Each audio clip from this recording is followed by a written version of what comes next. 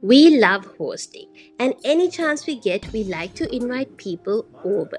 So we made a list, hit the supermarket, picked up some groceries and some fresh flowers. I started with all the cutting and chopping the onions, garlic, herbs, and chicken so that it's all done and ready to cook. Got some garlic roasting, some potatoes boiling, and in the meantime, Sen marinated the ribs. This was roasted low and slow for over 2 hours. I like getting as much prep done early as possible, so I whipped up a feta and cream cheese dip and popped this in the fridge.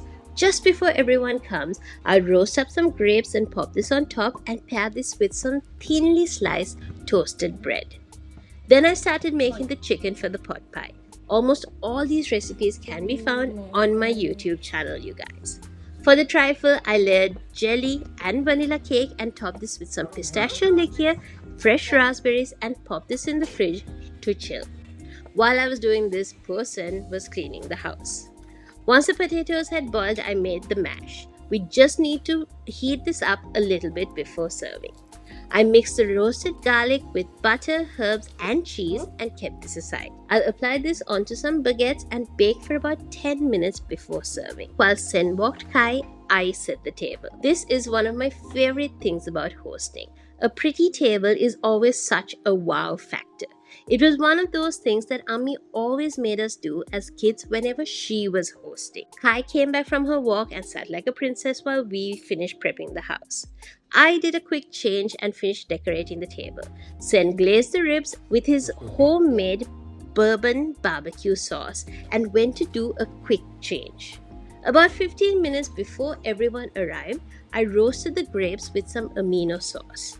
Finish off the garlic bread, and then all that's left to do is to pop the store-bought puff pastry on top of the pie and bake it for 45 minutes. As everyone was arriving, I set up the charcuterie platter.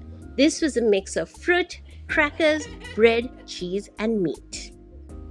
Once everyone is here, Sen made me pop the champagne, which I did like a pro, if I may say so myself.